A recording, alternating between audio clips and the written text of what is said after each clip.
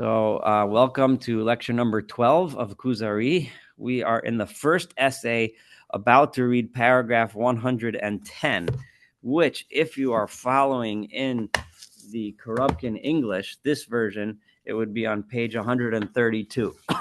I doubt we'll get there tonight, but it's a remote possibility that we might finish the first essay tonight.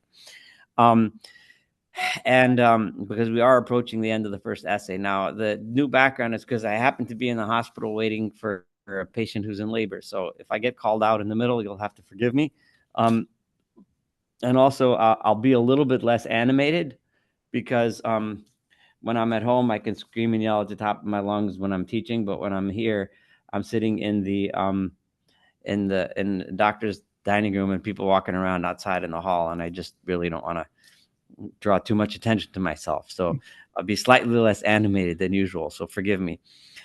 Maybe that's a good thing. Anyway, so we're about to read 110. And again, I'm reading from the Hebrew version, which is from this particular Hebrew version, which is Michael Schwartz's modern Hebrew translation directly from the Arabic. So hopefully we can follow inside. So Omar Kuzari. So what had just happened, just to remind you, is the Chaver, the rabbi, had just given a whole mashal, a whole parable about the king from India who sends his messengers and his gifts to some people in the desert, and the people build a relationship with this king based on seeing how great he is and how wonderful he is and learning the things that he has to teach and agreeing to do the things that he tells them to do, etc.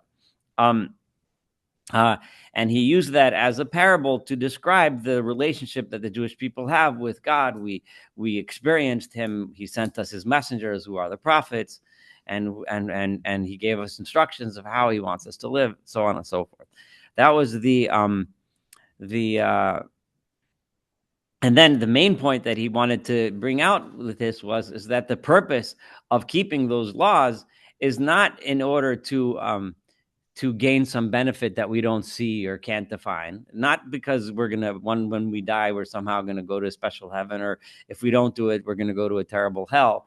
But rather, it's because we have a relationship with that king, because we know him, we admire him, we experienced him. He lives with us, he helps us, he cares for us. And therefore, he told us to keep these laws because he wants us to do them, because they're good for us. And by doing these laws, by keeping these commandments, we're giving him pleasure, so to speak. We're doing what he wants us to do. So the reason for doing them is because of the value in it of themselves, because of that relationship we have with God, as opposed to doing them because we're going to get some prize that, after we die, that nobody can even prove to us even exists, and the reason why we avoid the things he tells us to avoid is not because of some mythical hell that we might burn in, if God forbid we don't listen to those rules.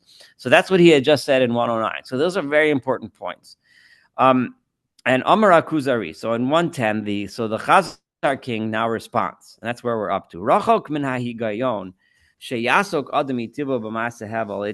doesn't seem reasonable to imagine that a person should involve his life in all kinds of things, right? And that his body will eventually just die, right? And die like an animal's body does. Only the philosophers think that. In other words, the Chazar king is saying that only the philosophers think that when we die, there's nothing left of us. We just go about our lives just like any animal. We eat, we drink, we have sex, we have babies, and then we die, and then we rot. Finished, and that's the end of the story, right? And it just doesn't make sense that should be the case. There must be something spiritual. There must be something special about the soul. Now, the Chazar king is accepting this. Now, if Jeffrey was talking before we started recording, well, when we have discussions with non-Jews, if we have discussions with people from other religions, then they almost always have some concept of a soul and an afterlife. But many of us have discussions with those of us who are not believers in any organized or any religion at all, and they actually believe that that's the end of the show. But the Chazar king is saying it just doesn't make sense that could be the case. Ve'ilu anshe hadasos, but all of the religious people of all of the various religions, omrim, they say, she'adam yichya la'ad ba'oneg al smach, but they say that a person will live on forever in some special, wonderful pleasure and peace, and the basis of mila achas sheyomer b'peh, the basis of one statement. Now think about this, right? He's directly talking about the Islamic Shahada. He doesn't say it, but he's talking about that, which is the Islamic proclamation of faith. But he also has in mind Christianity, where having belief in an idea, right, having belief in Jesus, right, then somehow merits you some great, wonderful thing in the afterlife, right? It somehow merits you some special thing. It doesn't make sense that those other religions think that just because of one thing you say, right, or one thing you believe, all of a sudden, poof, now you're in heaven and everything's wonderful and great and beautiful, right? There's some people that all they know their whole life is this one word, is this one statement, this one statement of faith. I believe in XYZ, whatever religion you're talking about, right? And some people barely even understand what they're saying. They're people of faith, so to speak, whether he's specifically referring to Christian or Islamic faith, right? But they don't even really understand their own faith. They don't know what it means. I believe in Muhammad, or I believe in Jesus, or whatever. They go about it because that's what they were taught and told. And madhim shemila achas tavir madregas habehemos udargas malachim. Suddenly, he goes from being just a plain old animal, right? And now he's like an angel. Now he's going to go on to some spiritual la land. And the opposite is also crazy to imagine.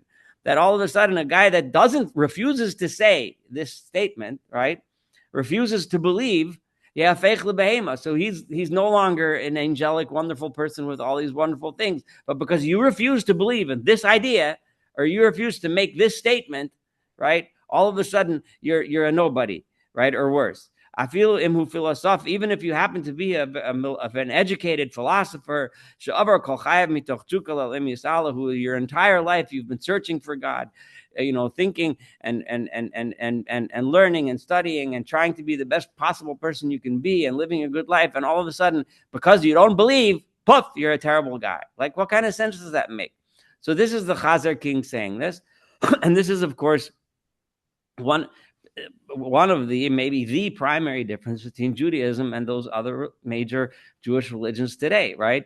You can go walk around your entire life and state Shema Yisrael, but if you're a jerk, you're a jerk, and God is going to treat you that way. That's just the way it goes, right? You can believe everything, and God doesn't. It's not about what you believe, right? Or you could not believe anything, but if you live a good life, you'll still get rewarded for it, right? So Amar Chaver, the Chaver answers, and this is paragraph 111.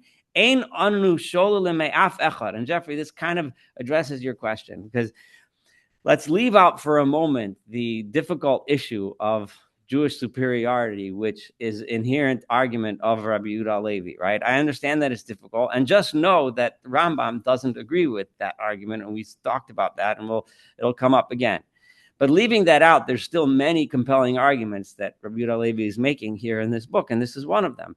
We don't take away from any human being, regardless of what nation he comes from, the reward for being a good person in the eyes of God. I don't care where you come from. I don't care who you are. I don't care if you believe in this or believe in that. I don't care if you're from India, from Pakistan, from Indonesia, or from native Australia, or whatever. I don't really give a darn. Are you a good person? Right? Right, in the eyes of God. And you're going to get rewarded for it. And you're good, and we admire you for what you've done and you accomplished and you achieved. Nowhere in the Jewish religion does it say that if you don't believe, or if you don't make this statement, you're going to go to hell, right? It's just not part of our religion. We do see, now here's that a little twist of which we were mentioned just a minute ago. It's a mala hashlema, but there is a special advantage, a special mala, those people that live a special life close to God. Inherent in that statement, there's nothing wrong with that. Those that live a special spiritual life close to God are on a higher level, and that's okay, right? but obviously he's referring to Jewish people that live that kind of life, but of course, anyone that lives a good life is fine, is going to be okay.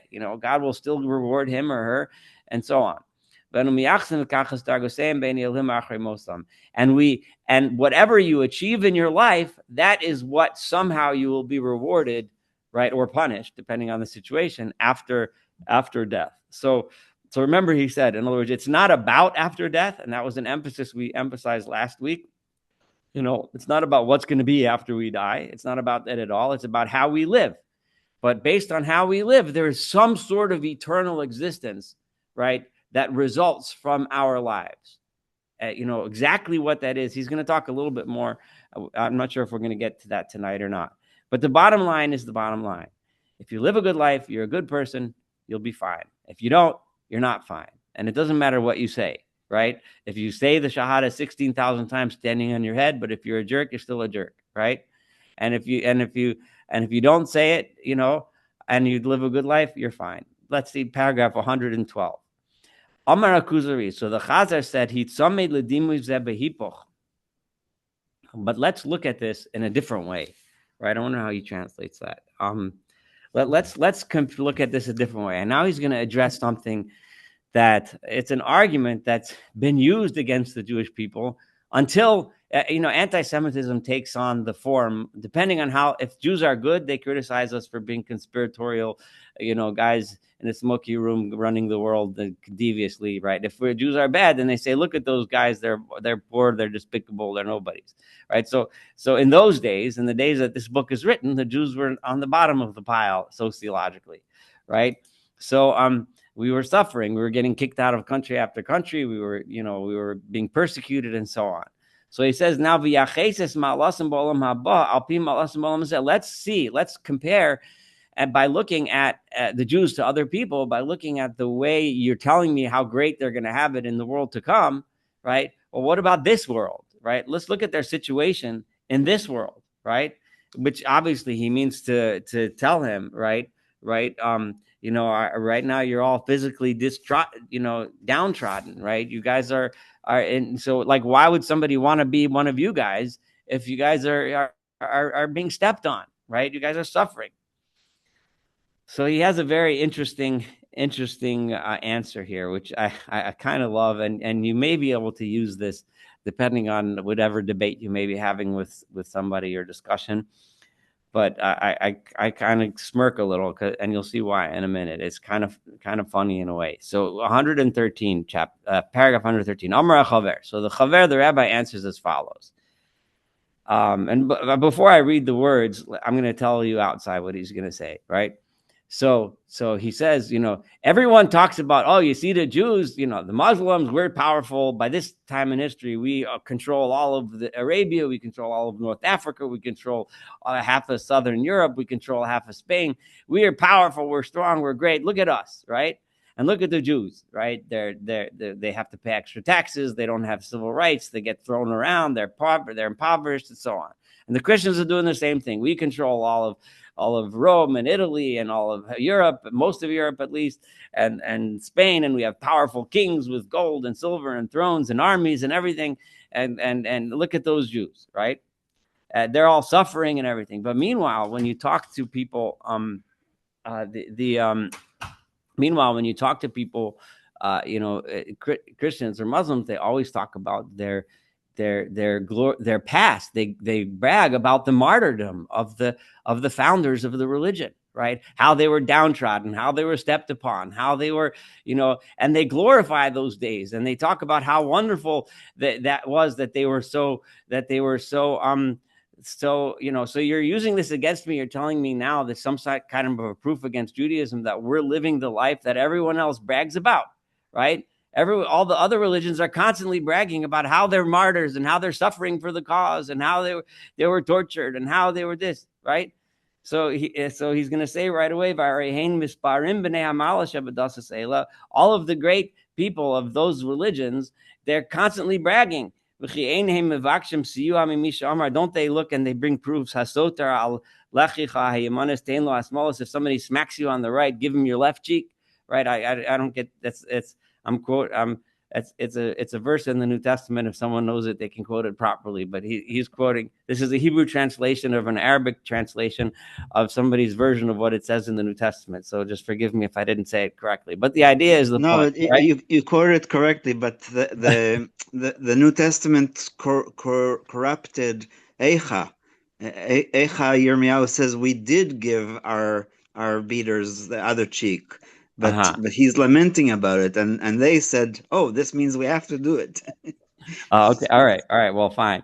Yeah. So v'hanotelas milcha, if they take your cloak, tenlos gutancha, give him your robe, right? Huva chaver, he and his friends. He over here is specifically referring to Jesus, but he doesn't say his name. He and his disciples, right? V'seyato, and those that joined them and followed after them. Sablu b'meshach me'os shanim, for hundreds of years they suffered from cologne, from ridicule, makos, and they were struck the hereg, and they were killed. Right, and they reached their great heights of religious greatness, and right in this situation. And since then, all the Christians are looking back at all of the downtrodden and how terrible they and how they were martyred the first few hundred years of their religion. So why are you using that against me? We're just going through the same thing that you guys went through, and you guys brag about it. And now you're telling me that, oh, it's proof that somehow I'm less than you because now I'm suffering? Like, no, I'm sorry, man. We're just going through what you guys are bragging about, right? So, Islam, and the same thing goes for Islam. They all talk about the suffering. I mean, the whips and the this and the that. There's all kinds of things that they suffered from, right? Until they eventually overpowered those that persecuted them, and they won. They show us all about, and they tell us all about the stories of the old martyrs and how much they suffered. Right? Rab. They don't brag about the guy who was rich and living high on the hog, right? Or maybe the Muslims weren't on a hog, but whatever. They were living high and rich, and to say, oh, he's the greatest religious guy in the world because he had a harem with 700 women and bigger than your king's harem, right? Shultonim Nirchav, they have a great country. Kashali Kanis Aleim Musvinaseim Atilos Ema, right? It would be where am I? I'm in 113, right? I just want to turn the page so I stay together with you guys, right? So the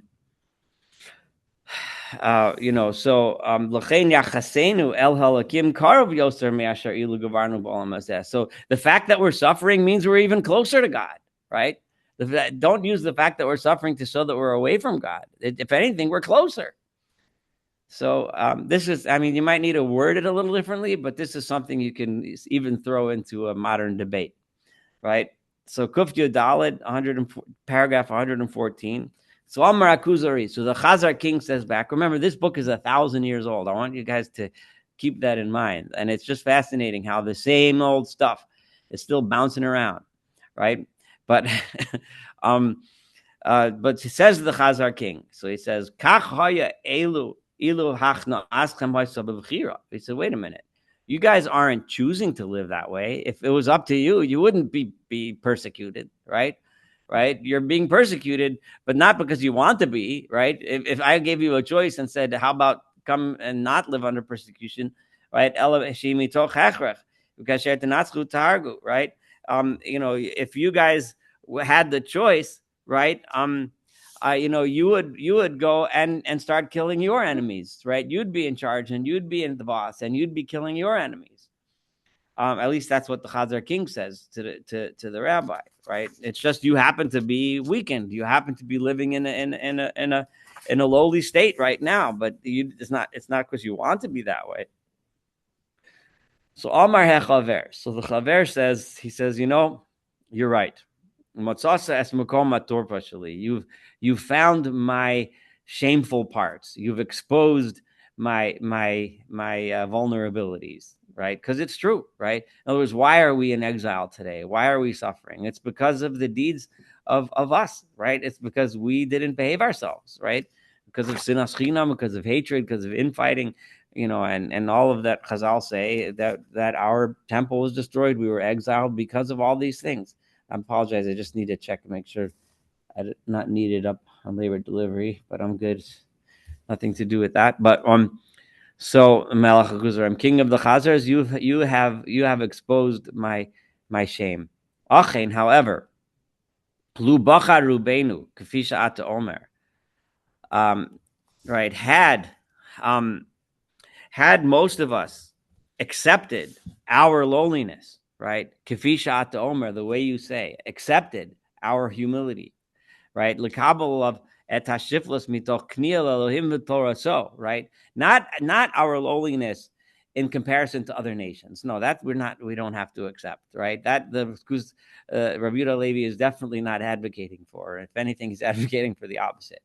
But our lowliness in comparison to God, right? Our humility before God. Had we accepted our humility and realized, our true place in this world and not have been arrogant, then lo haya hadavar eloki, then the godly spirit, the spirit of God, would not have abandoned us for such a long time. The reason why he sent us into exile, the reason why he took our independence away, the reason why he threw us out of our land is because we were arrogant. And as we see in all the books of the prophets, we had the opportunity to turn our ways around and be humble before God, but we weren't. And it's interesting, the Rabbi Yehuda Levi here is telling us the bottom line. And if anyone has listened to my podcasts on Tanakh, they would know that I emphasize this all the time, that almost all the prophecies boil down to arrogance and pride versus humility, right? And you can boil it all down to that. So had we known that, right, then we wouldn't be suffering like we are. Only a few of us have achieved that spiritual level of true humility. Most of us as a people didn't do it properly, and here we are. L'rov yesh zachar, right? To most people, there is some reward. Because everyone, all of us Jews, whether we are spiritually uplifted or not, all of us are suffering together. So even if it wasn't by our own choice, even if we're not being humble by our own choice, we still do get reward for it, right? But ki'ilu ratza, because God knows, and this is fascinating, God knows very well that if any Jew wants, in 1 minute, he can get out of this situation of being a Jew with just saying one statement, right? Right? All he needs to do is go to the Muslim, if he's in a Muslim country, and say the Shahada, and poof, right? If he wants to go to the church and say that I'll be a Christian, poof, he can get away from it. And God knows that every Jew has that option, but we don't do that, right? So we all deserve special reward for not succumbing to that pressure. As we know, many people in history did succumb to that pressure. When you live in a world where, in order to get a job, in order to get a license, in order to go to college, in order to do anything, you needed to be a Christian or you needed to be a Muslim. It was very tempting, and some people fell for that, but the bulk of our people didn't, which is why we're still here, right? And God knows that it's easy, and it's easy to do. Just like you said, all you need to do is just make a few statements, and you're done, right? Ulolo Torah, it would have been no trouble. In fact, it would have made your life a lot easier. Chaver v'shavel mashvilim also. So this is true whether you're a great rabbi or you would have immediately been the same as the guy who's stepping on you. You would right away have joined his club, right? They're tormenting you because you're Jewish. All you need to do is convert, and then you can be among the tormentors. Shofet tzedek lo ya'abed davar kagon zeh. A true judge, a righteous, a just judge, as God, of course, is, will never ignore such a thing, right? He knows what we're going through for the sake of staying on his path, right? And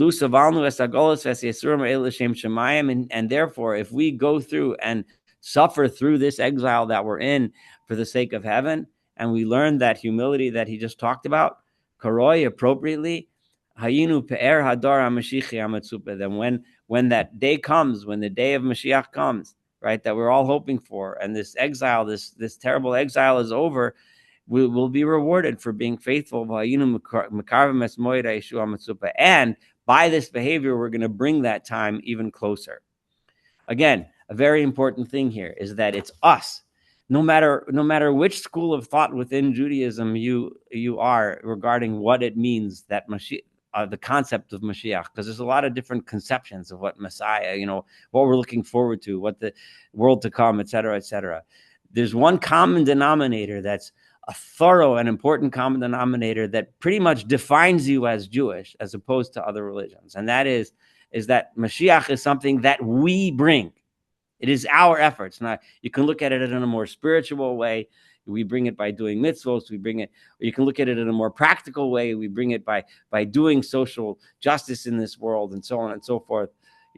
But the underlying theme of Judaism, and this is crucial, and the Kuzari is mentioning it here, is that it comes because we bring it. It's not something that comes from heaven and saves us, right? It's something that we bring about. And I cannot emphasize enough how important that is as one of the most basic concepts in Judaism that comes forth at almost pretty much a defining concept. And it's something else that when you have discussions with people of other religions and they want to understand some of the differences, this is a concept that you should probably mention as well. Anyway, anu einon einenu osim l'shava elatzmenu eskola makabel sustenu b'mila achas bilvad. Right. So we are not. So now he's going to talk about and he's going to make some of his points by talking about how a person becomes a convert. Right. The way somebody becomes one of us, becomes equal to one of us, who converts to Judaism, right? We don't do it the same way that by making a statement. We don't say, okay, come here and say this word to make the statement, declare that you believe in fill in the blank, right? And you're in, right? It doesn't work that way, not at all, right? Anyone that knows anything about the process of conversion to Judaism understands what it includes, right? There are actions that one needs to do that are difficult, that are challenging.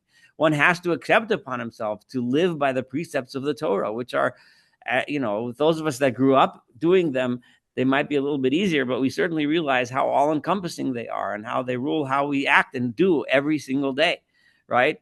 Kigon Tahara, the issues of purity, limud, study of Torah, mila, circumcision, umasim rabim, and tons and tons and tons of actions that we must do al piyat Torah, that the Torah commands us to do. Kol shekein and minag kiminagenu, and certainly if and they take upon themselves the customs and join us as a people. And mitanoi hamila v'siboseh, and you have to. It's more than that. It's more than just doing the actions, but part and parcel of those actions is sheyizkar tamet sheyosel is remembering, like for the circumcision, to remember the point of the circumcision. Just to go and have your foreskin cut off is not enough. You have to understand what it's a sign for, what it means, what it represents. Otherwise, there's no point. Such a person that just happens to have a circumcision isn't automatically Jewish, right? He has to have a circumcision and understand the meaning and purpose of it, right? He has to understand that this is, and the reason why God made this sign on a man's sexual organ, right, is because this is a part of our body which is used for desire, to fulfill our physical desires, right? And we want to make sure that you understand that your physical desires need to be ruled by the Torah. It has to be used properly, right? His purpose is to beget children in the proper time, in the proper way, with the proper woman, etc., right? So that the child should be born in an appropriate way, in an appropriate relationship. And a person that attaches himself in this way, such a person has now attained the opportunity to have a portion of this special closeness with God, right? So the bottom line is that we don't just doing something isn't enough, right? Just saying something isn't enough, right? But kabbalas ol hamitzvos, accepting upon yourselves these actions is part and parcel of it, and not just accepting the actions, but understanding the meaning and purpose behind all of them. He used an example of milah, of circumcision, because it's inherent to the process of conversion. But of course, that would apply to any mitzvah, right? Just to say that I'm not going to work on Saturday is not enough, right? You have to understand what the purpose and point of it is, etc. Misha Davak, okay. Imzos lo yishta, and he's about to say one of his most controversial statements, which, and I'm going to tell you right now that the Rambam certainly and probably most Rishonim disagree with this statement. So this would not be a considered standard Judaism. This is a statement that Rabbi Yehuda Halevi is making through the mouth of the Chaver, but I'm going to tell you now that the vast majority of poskim, the vast majority of Jewish scholars do not agree with this statement. And that is that even though this convert, right, has imzos lo yishtav, it has joined us and has now become closer, he's still not the same as a person, el ezrach, a person who is born Jewish.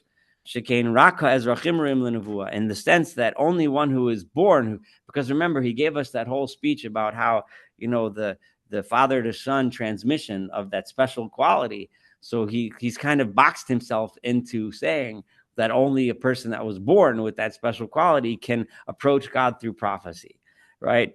Meirav masha acher michol nagieh elav hu lomod mehem v'le'asas chosim u'melmadim ach lo neviim. They can become great people and they can become great teachers and great scholars and have a portion in the Jewish people, but they can't become prophets. And this is really a chiddush of Rabbi Yehuda Halevi, which did not hold water, and the vast majority of poskim, even non-Maimonidean Jewish thinkers, didn't agree with him on this count.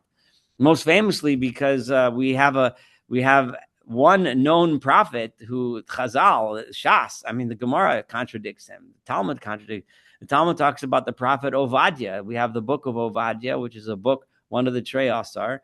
And Chazal tell us that he was a ger, he was a convert from Edom. He was a ger Edomi. He was an Idumean convert. So I'm just stating that, but that's what it's one of his probably most controversial statements. But what he said in the beginning, we can certainly learn from, and it's important to know his opinion about this prophecy. Whether you like it or not is a different story, but to be aware of this opinion that they can't have prophecy. Regarding those promises that stimulated your wonder, right? And by the way, he's basically saying now, I'm right now on page 136 in this version, in the Korubkin here, right? So if you remember, so he was talking about the Gan Eden, the afterlife, all the wonders of the paradise. And he already emphasized to us that in Judaism, that's not what it's about, right? We do things because it's the will of God, because we want to develop a relationship with God, right? Not because of some promise that's going to happen. But we do know, anyone that has learned Chazal, that has learned through the Talmud, has learned through Medrash, has learned through Jewish tradition and writing since then, that there are plenty of writers that do talk about, and plenty of places where the rabbis do talk about visions of what paradise or what Gan Eden, what the afterlife is like, both in good ways and in bad ways, right? So Rabbi Yehuda Halevi doesn't want to leave us with the idea that Chazal doesn't have anything to say about the afterlife, right? Because if you stopped here, we would think that Judaism doesn't have anything to say about that.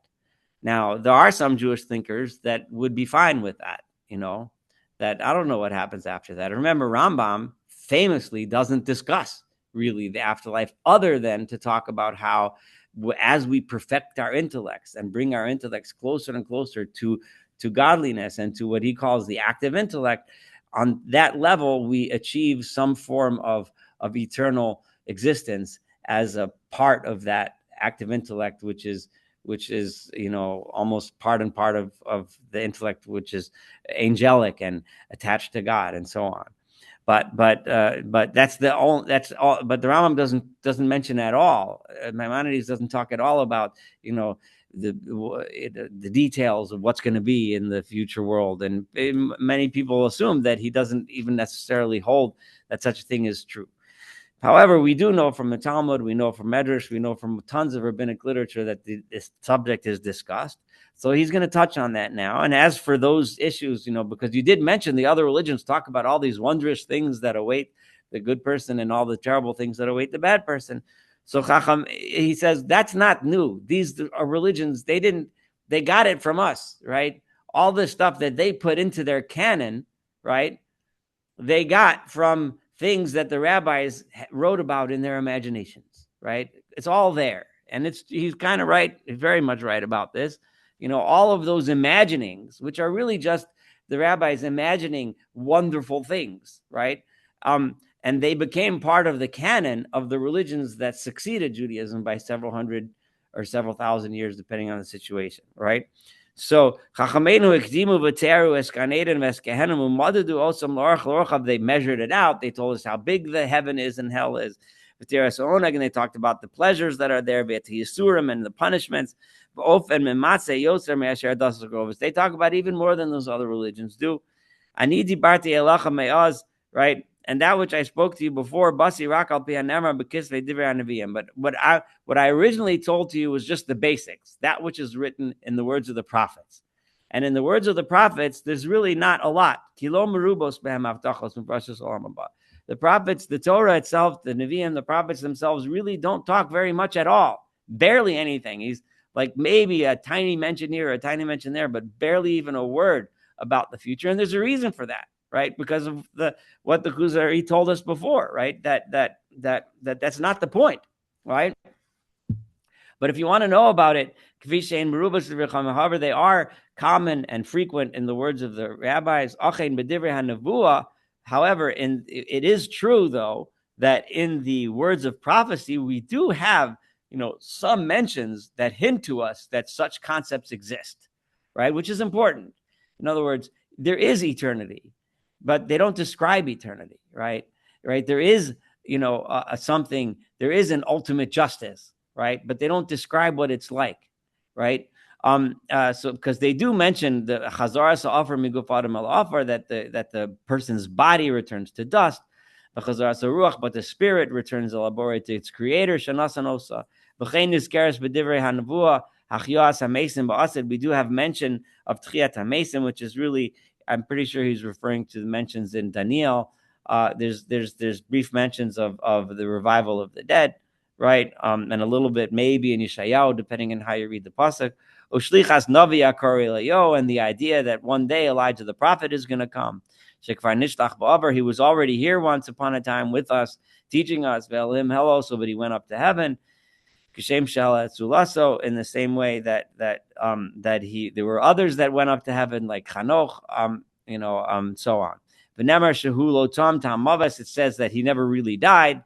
These kind of things. V'yesh b'Torah, and we see in the Torah a hint, because we see the tefillah shel misha esnabe b'rshus Elohim, that there was someone who gave prophecy from God, that was Bilam, right? Which is interesting because he just said that non-Jews can't have prophecy, and Bilam is an example of a non-Jew who was a prophet. But so, I'm not going to deal with that obvious self-contradiction within one page. But regardless, the Bilam was a prophet, and what did he pray? He said he prayed that his death should be easy. What was the verse? Let me pull it up again. Tomos nafshi mos yishara, may my death be like the death of the straight, proper ones, of the upright ones, and my end should be like him. So clearly, he's referencing, according to at least the Rabbi Levi, he's referencing the world to come. So, I want to be like them, and the end of the show, I want to die like they die. I want to go where they go, right?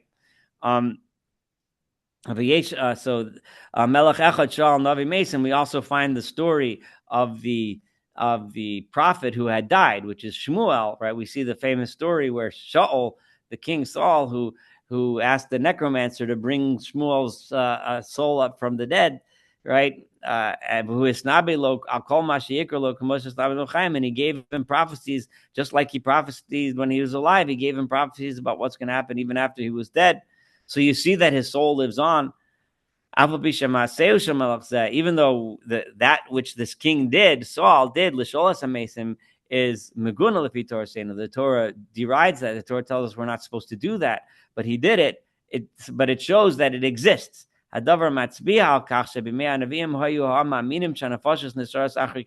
see that even back then, even in the time of the prophets, our people understood that the soul continues after death, which is why they wanted to consult these souls. Now, by the way, many of the Maimonidean commentaries on that story of Sheol, including I'm going to say Rabbeinu Saadia, it would be kind of anachronistic to call him Maimonidean because he preceded Maimonides by 100 or so odd years.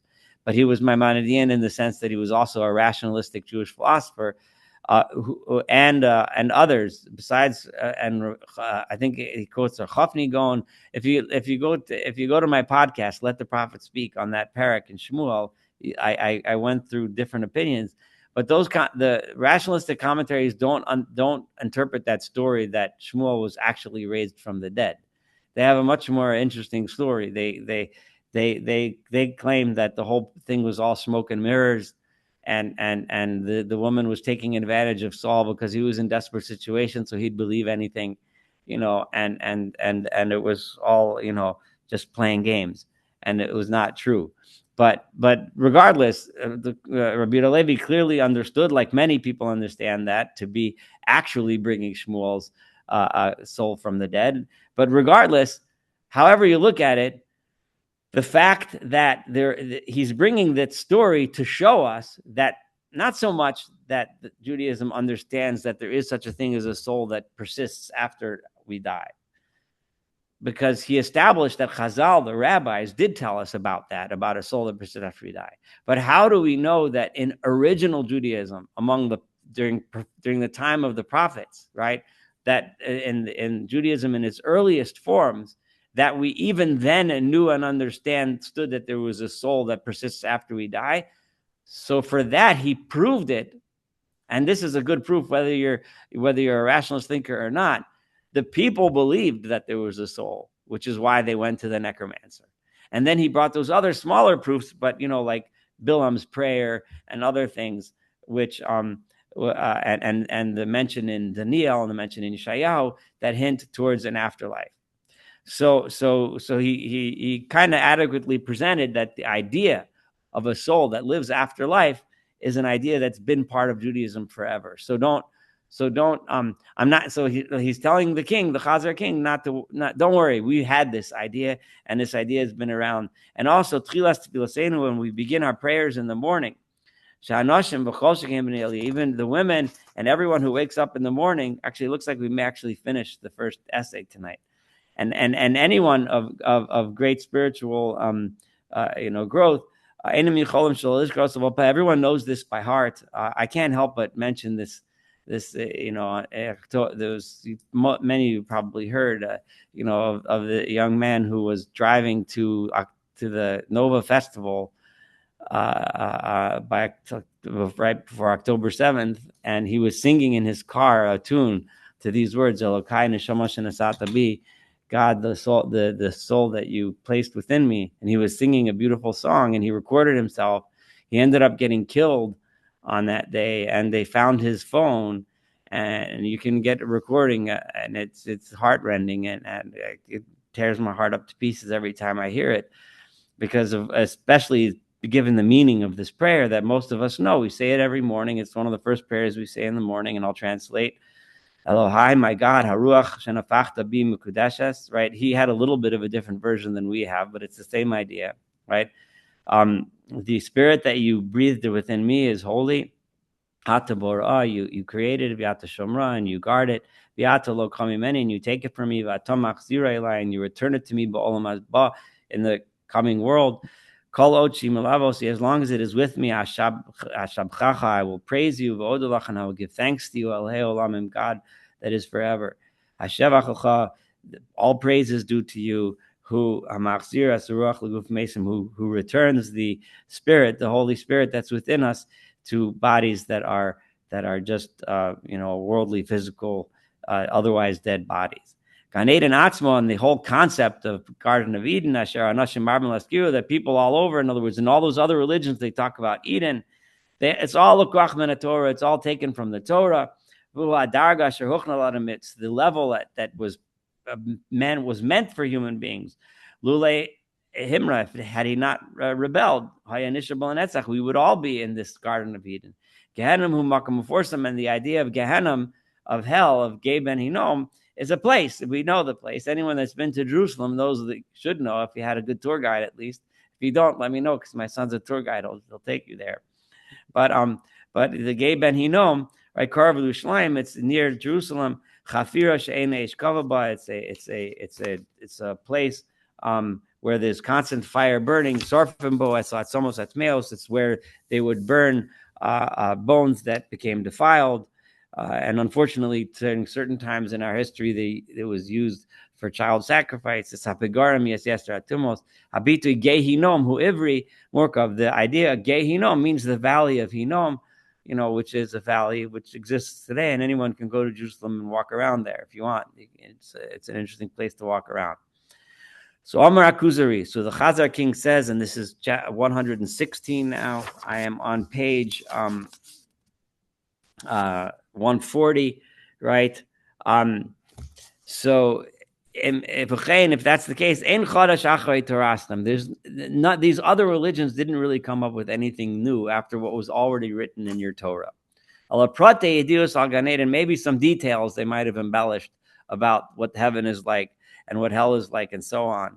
But essentially, and to not just embellish it, but to increase its importance, right? Right, and be more, and to speak about it more, and to make it into a bigger deal, right? As opposed to your religion, where it's really not a major topic of discussion. And Kuf Yud Zayin, this is 117, the end of the first essay. Omar Chaver Achein V'gam Zeinu Chadash. This is even the details that they use to embellish it. That's not new either. Our rabbis have lots to say about this. There's nothing that you won't find in our sages if you don't look for it. And it's interesting because this isn't exactly what he's talking about, but you find this a lot.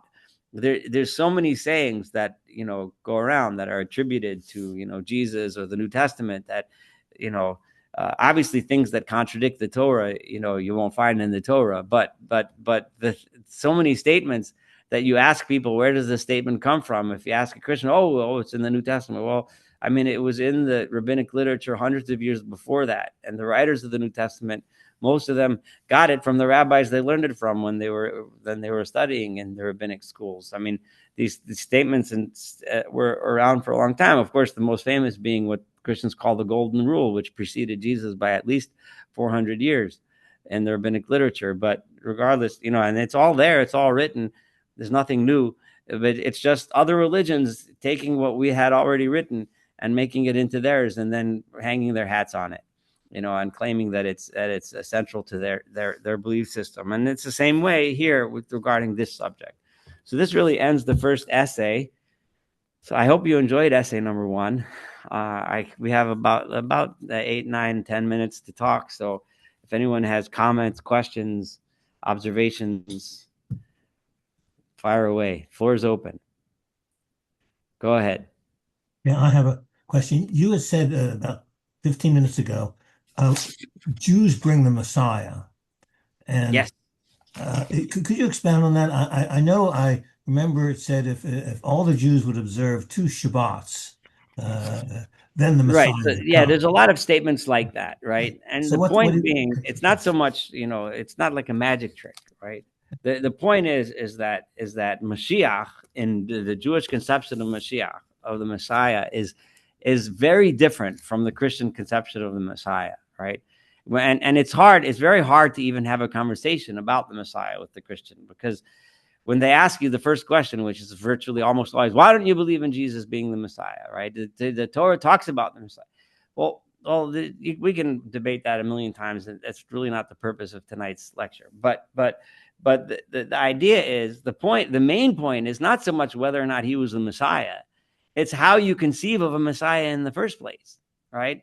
Is the Messiah somebody that comes down from heaven to somehow redeem us from whatever the hell you want to redeem us from, our sins, or to help us get to heaven? Or that's not the Jewish conception of what Messiah is, right?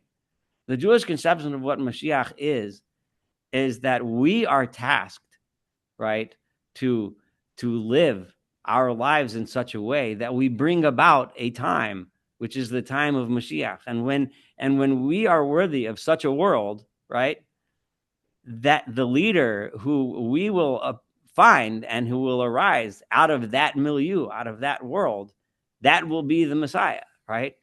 So Mashiach is very much a bottom-up idea, not a top-down idea.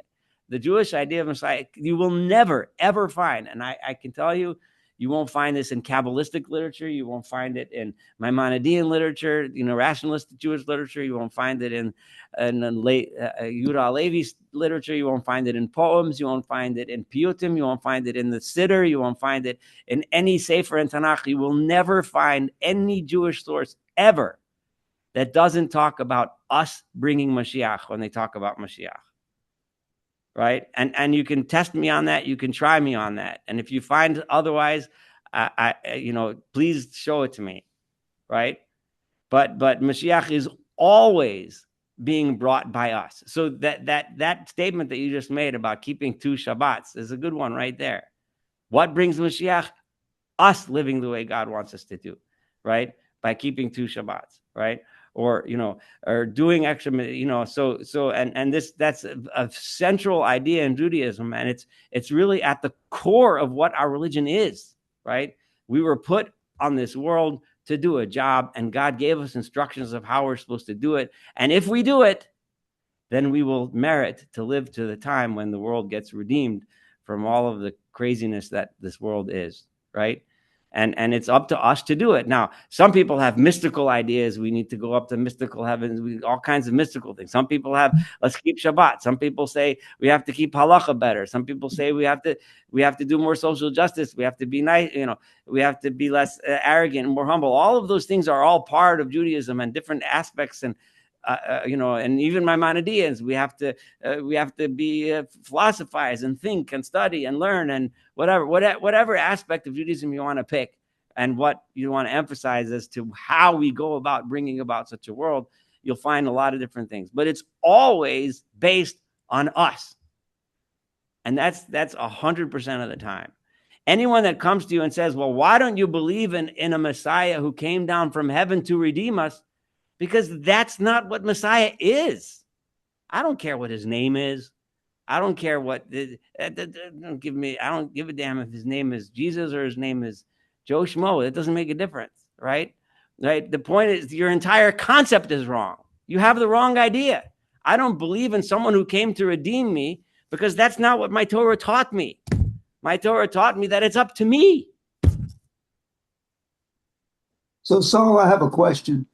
I've ahead. heard that the Messiah may not be as much a person as a time of what you're describing.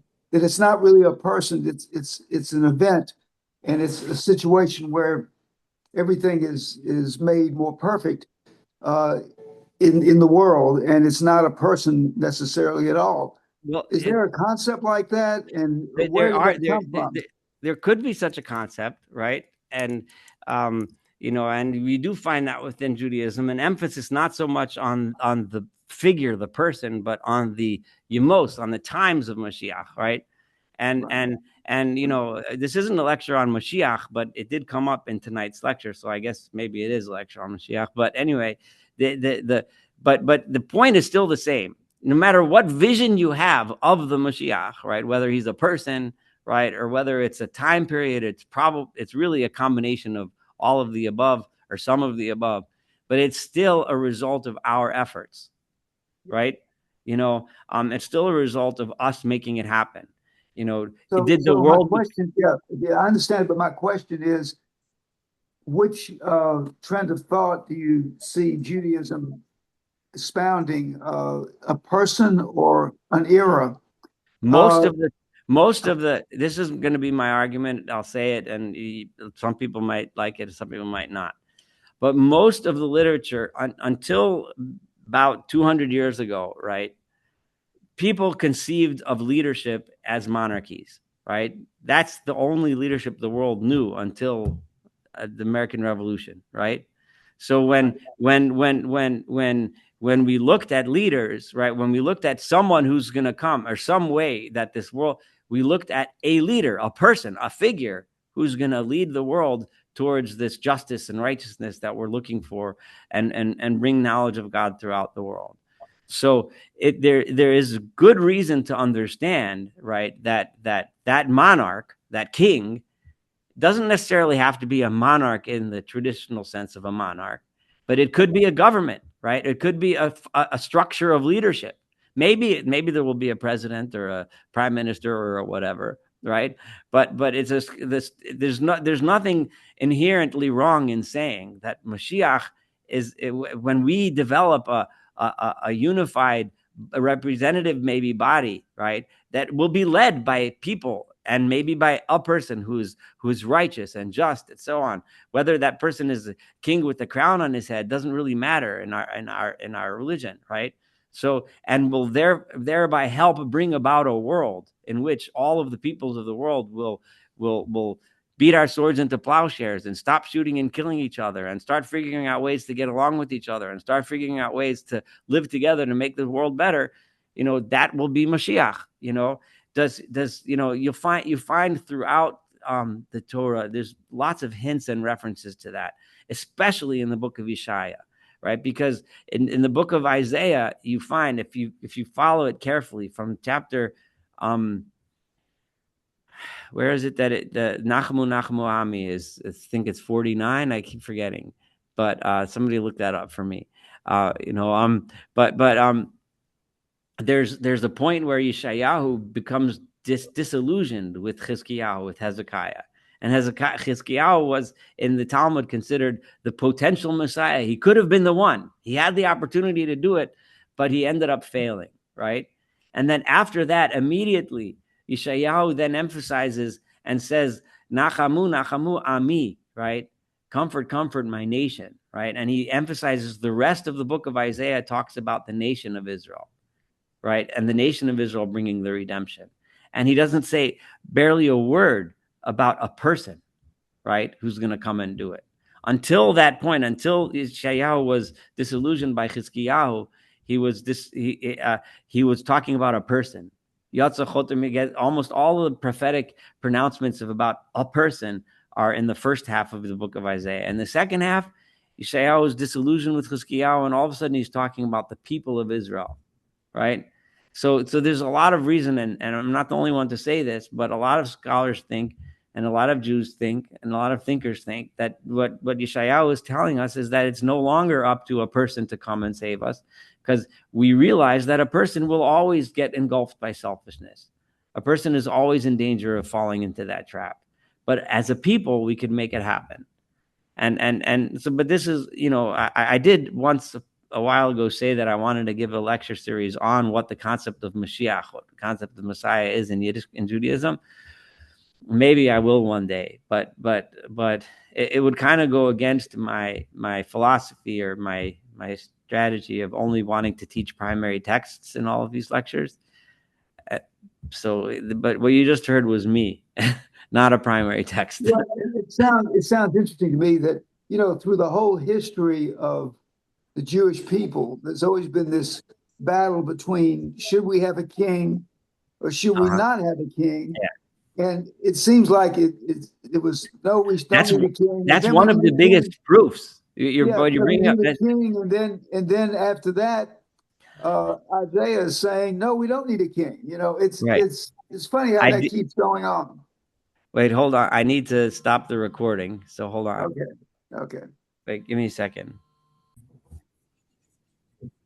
Sorry about that. I figured we were asking good questions, so I'll keep the recording going. But so